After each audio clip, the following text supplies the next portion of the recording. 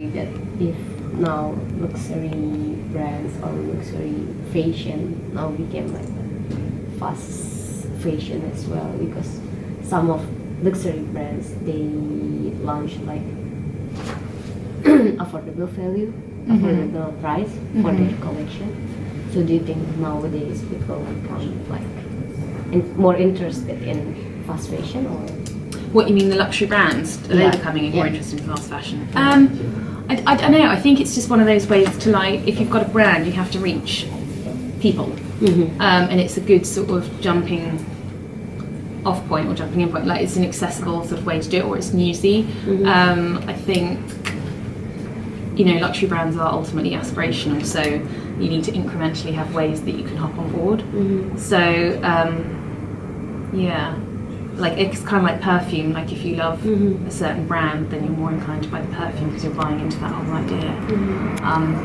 Because you work in this industry, like you know what the direction they go, which direction they go. So maybe you have some picture in your mind, like, oh, they're going to the fast fashion. Like nowadays, more luxury brands going to the fast fashion, or there's still in the same phase? Like, I think, well, it's one of those things where, like, you know, we saw a time where everyone suddenly, you know, had loads of diffusion collections, and they closed all of them, and then everyone hopped on board the kind of resort and pre-fall trend, which I personally think was, those became sort of the replacement for diffusion lines, because rather than have two, you could just kind of put the accessible price point kind of clothes in your pre-fall and resort, which is the one that's on the shop floor longer anyway.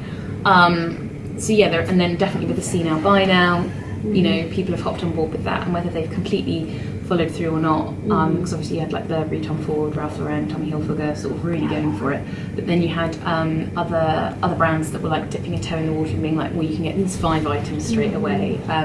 So, I mean, what's amazing is when I was in Brazil, they've totally adopted that, which is quite interesting to see. But yeah, I mean, that's definitely like a kind of business trend. Whether it will completely take off, I don't know, because I've spoken to a lot of young designers who, for them, it's not a sustainable proposition. And then even for the bigger designers, I don't know in terms of consumer behaviour whether they will respond as well to that, because, you know, as a shopper yourself, you're probably aware that you kind of like the idea of saving up for something, or like seeing it and then kind of buying it. And I guess when you can buy something straight off the runway, there is the novelty element, but that wears off after a while. Brilliant. So I was interested that you say, I think being a fashion journalist is quite cool. Is there any specific skills that someone should have? Well, as a journalist, yes. And in terms of the fashion element, you should obviously like it and be a trusted hip. That's basically that.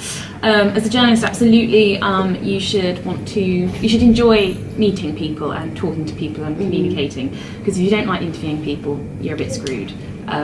It's a lot of, you know, there's a lot of talking to people, and, you know, I'll be at events where you maybe don't know anyone, but you just start talking to them, or, you know, you're thrown with I don't know, there have been occasions where I've just been told, go into that film star now. You're like, okay.